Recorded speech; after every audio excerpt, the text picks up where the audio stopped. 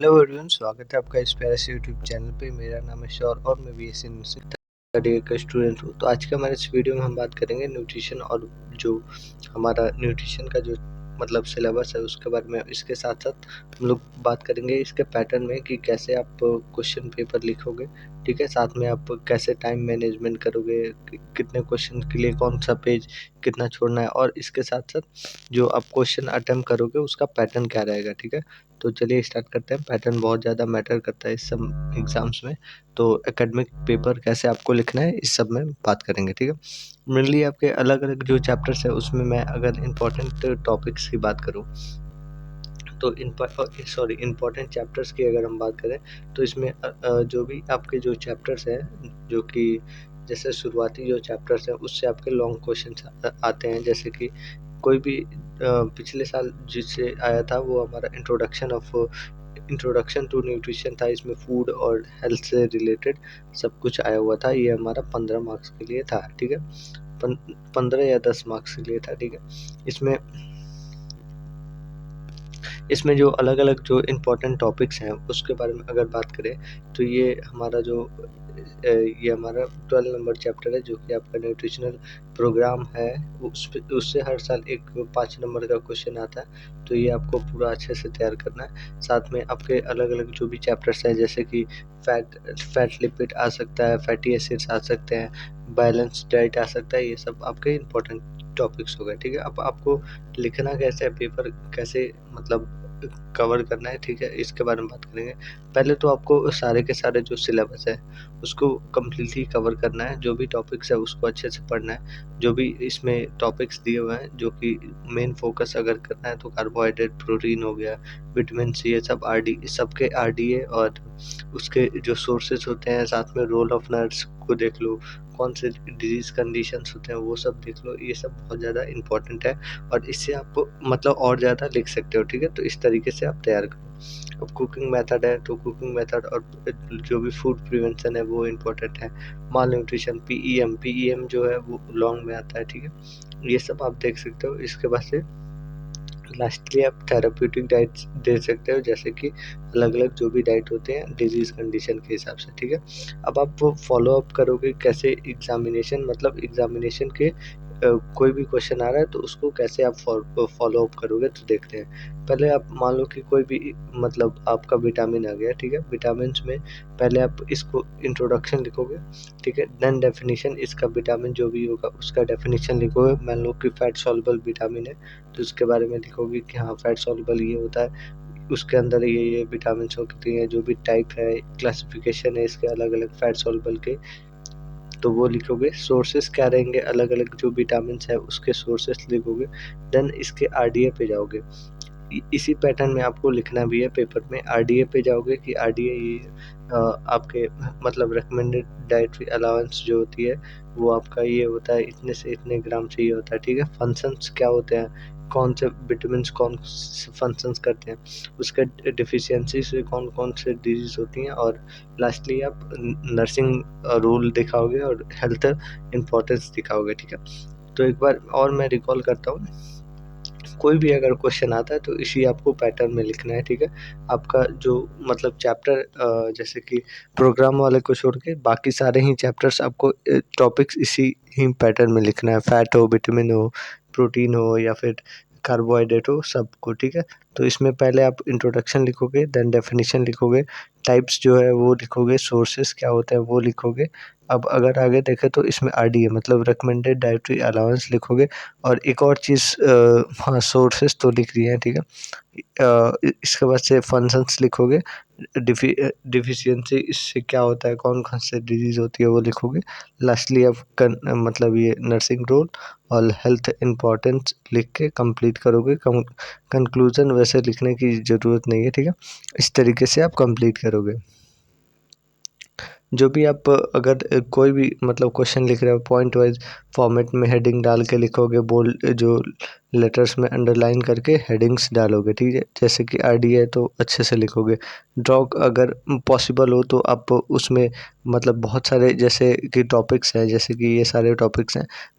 आप food pyramid बना सकते हो, बैलेंस डाइट में जो ट्रायंगुलर मतलब प्लेट है वो बना सकते हो, कुकिंग मेथड में अलग अलग जो मेथड के फॉलो चार्ट्स हैं वो बना सकते हो, या फिर ये माइक्रो न्यूट्रिएंट और मैक्रो न्यूट्रिएंट को मतलब टेबल फॉर्म में कंपेयर कर सकते हो, ठीक है। इस तरीके से आप करोगे तो अट्रैक्टिव लगेगा, तो आपको ज़्यादा मार्क्स मिलेगा, ठीक है।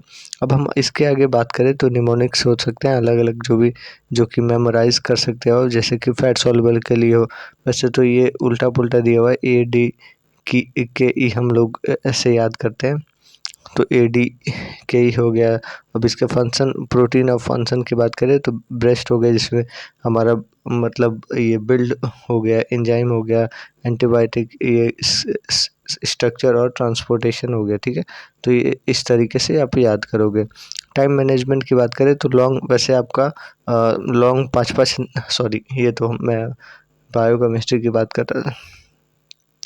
लॉन्ग की बात करें तो 10 मार्क्स का वैसे होता है, तो आप उस पे ज़्यादा टाइम नहीं दोगे, 20 से 25 मिनट मैक्स टू मैक्स। वैसे तो आपको 3 घंटे में दोनों ही पेपर करने रहते हैं, दोनों पेपर अलग अलग आता है, ठीक है।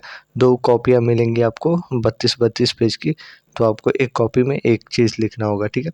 तो इसमें आपको जो लॉन्ग होगा उसमें आप ज़्यादा टाइम नहीं दोगे, मैक्स टू मैक्स आधा घंटा, ठीक है। शॉर्ट क्वेश्चन में एक मतलब शॉर्ट क्वेश्चन आपके पास 4 रहेगा, तो 4 में आपको 10-10 मिनट और 10 से 15 मिनट दे सकते हो एक एक पे, उसके हिसाब से करोगे। 1 वर्ड है मतलब 2 मार्क्स के जो है उसमें 5-5 हो गया, बहुत है, ठीक है। इस तरीके से आप करोगे, जो भी आपके मतलब पॉइंट्स हैं उसको हाईलाइट करोगे, जो कि जैसे कि बैलेंस डाइट हो गया, और उसको अच्छे से आप मतलब रिवाइज करोगे, ठीक है। टॉपिक्स जो कि आपको पहले ही पढ़ के जाने हैं, प्रीवियस ईयर आप देख के जाना है, ठीक है।